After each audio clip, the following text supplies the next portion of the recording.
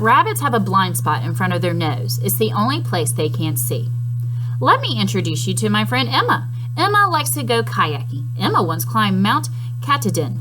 Emma has a pet parakeet. In my room, watching Jack describe me on the video, even my truths didn't feel completely like me. But as Leah had said, this was just a little project, and I didn't have to make such a big deal. I'd start with the props. I opened the email Owen had sent with my kayaking photos. The first ones were exactly what I asked for, me with Eagle Island in the background. Then I came to the photo I'd taken of Owen. The nose of the kayak was in the foreground of the shot, and Owen was far enough ahead that he was slightly out of focus. I'd print that one, too, just for me. I had planned to ask Dad if he could bring Lappy to school as a surprise, but then Iris would see Lappy and ask if I'd called yet. And maybe if I talked about him, I'd cry. I decided to bring a photo of Molly and Maggie instead. I loved them, too. Maybe I could even find a good photo from last Halloween. I had dressed as Alice from Alice's Adventures in Wonderland, and Molly and Maggie had worn big bow ties and spinning caps as Tweedledee and Tweedledum. I bet the kids would find that funny. For the last truth, I went to the windowsill for my Keep Going rock. I didn't have to show anyone what it said, but it was still from the mountain.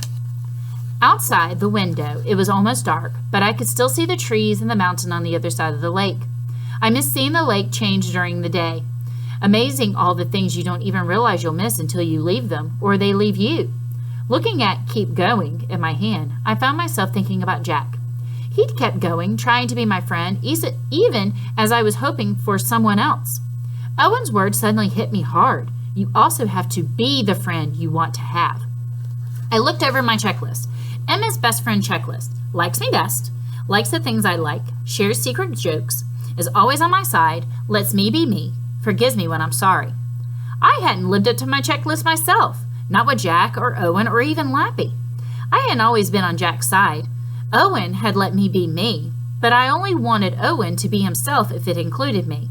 I didn't want him to change and leave me behind. I wanted to keep Lappy mine because I needed him. In fact, I wanted them all to be the kind of friend I needed, but I hadn't tried as hard to be the one they needed. Maybe it was too much to expect one person to be my everything best friend anyway. Maybe I already had what I needed, just spread out across a bunch of people. Some parts with Owen, some parts with Lappy, some parts with Jack, some parts with Leah even. Some parts to come with kids I didn't know yet. But I had to be a best friend too. I picked up the napkin. Lappy loved us now, but maybe he had just loved his first family too. With all my heart, I wanted him to stay with us. But what did he want? I knew what I had to do. Even if it was hard or embarrassing or people got mad at me, I had to tell the truth about everything, even if it meant that I lost Lappy.